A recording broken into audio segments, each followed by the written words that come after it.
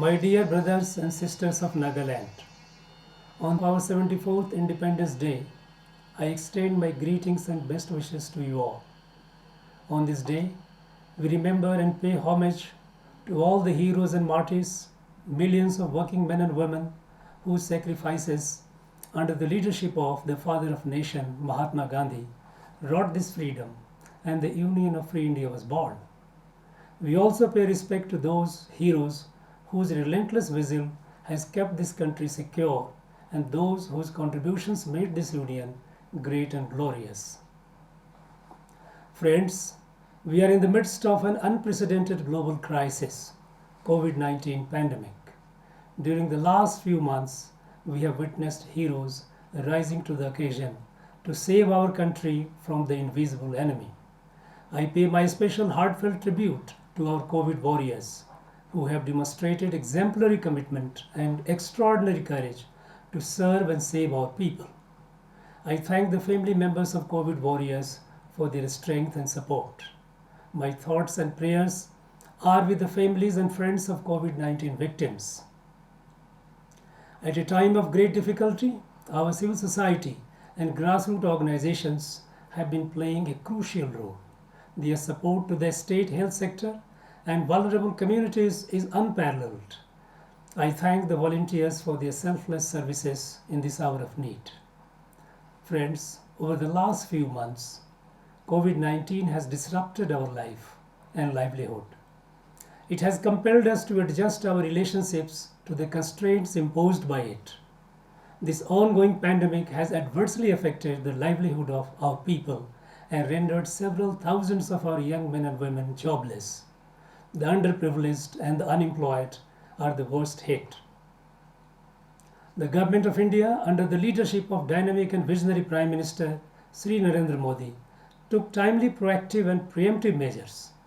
Crucial decisions like stopping the international flights from suspect countries, timely safe evacuation of several hundred thousands of our countrymen from COVID-affected countries, calibrated lockdowns, fast-track capacity building of our health infrastructure, and spatial economic stimulus helped us to meet the challenges of this unprecedented menace in a way that India's COVID-19 story has become a model for the world.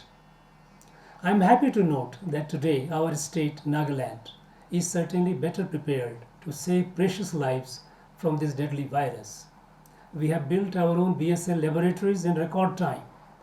Though we need to build more laboratories, we no longer depend on the neighboring states for testing suspected COVID-19 samples. Our doctors and lab technicians are testing far more samples with far greater efficiency. Our frontline workers have better protective equipments. Our hospitals have better treatment capacities with greater availability of life-saving oxygen and ventilators. Our citizens are better aware of the COVID-19 preventive protocols, and the state government is better energized and synergized with the COVID war room at the state level and the district task forces at the districts. Although the number of the COVID positive cases are increasing, we are fortunate that the mortality has been low. I appeal to our people not to panic and not to lower guards. The protocol of wearing the face mask and maintaining 2 yards physical distance from each other must not be diluted.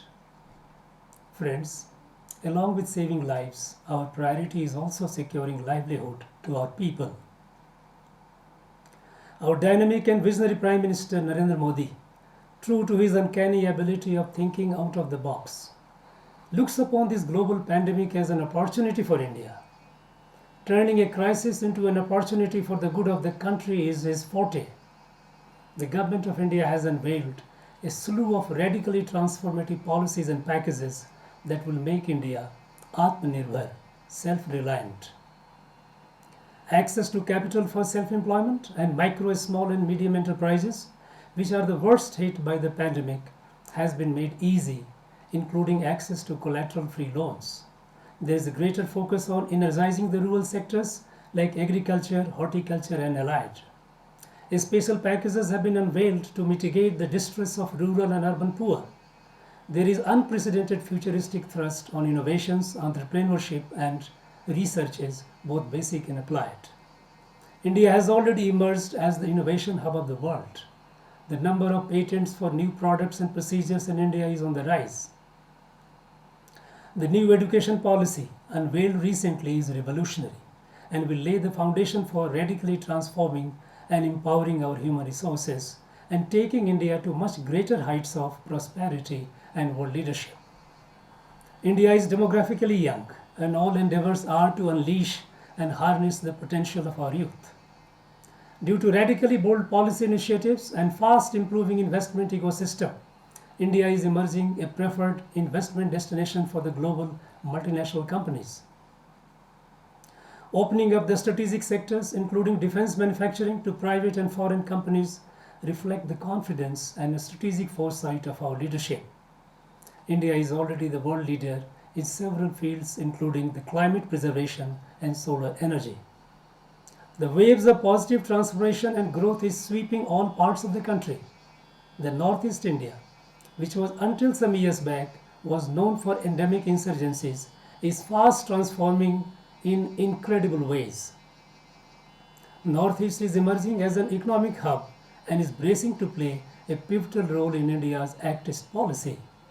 The region is emerging as a destination of choice by the investors from the rest of the country and the world, who until recently were wary of even looking towards the Northeast. The impressive changes for the better are quite visible in the neighboring states of the region. Regrettably, the waves of positive changes and growth seem to have been bypassing our state, Nagaland. Nagaland is the 16th state of the Indian Union, the second oldest state in the region. It is endowed with one of the finest human and natural resources. For quite some decades since its birth, it raced ahead of several other states in the region despite odds.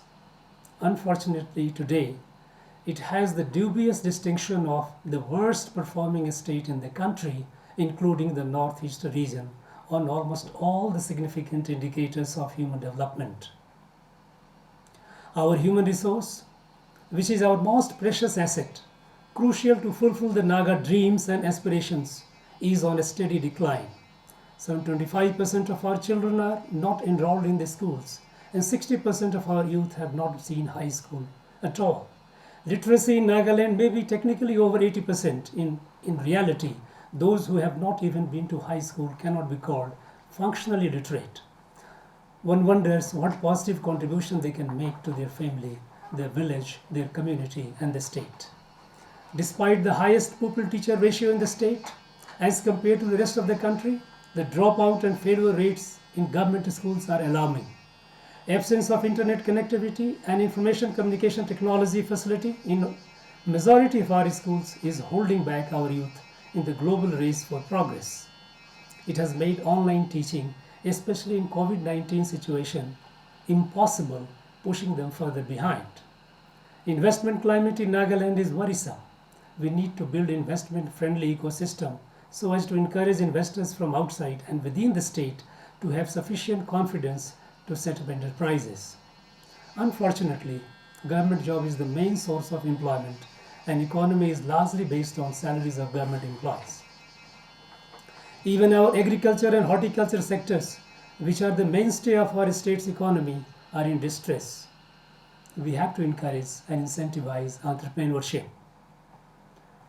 Ironically, relative decline is more obvious during the recent decades, when the security forces and the Naga armed groups agreed to suspend operations against each other, paving the way for political settlement.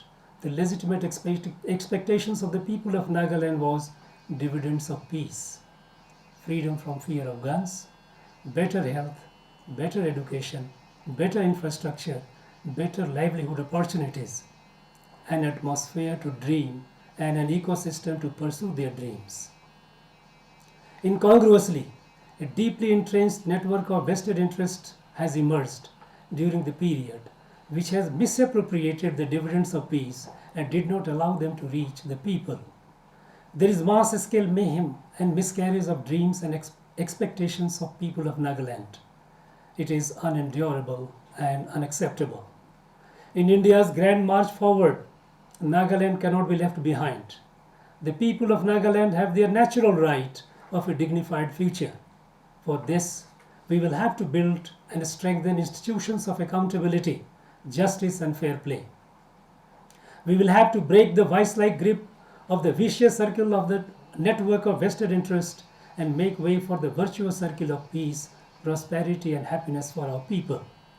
This cannot be achieved by government alone. In this endeavor, we need the cooperation of the 2 million people of Nagaland. I have deep and abiding faith in the inherent goodness and capability of our people. Together we will do it. God bless my people of Nagaland. Kuknalim. Jai Hind.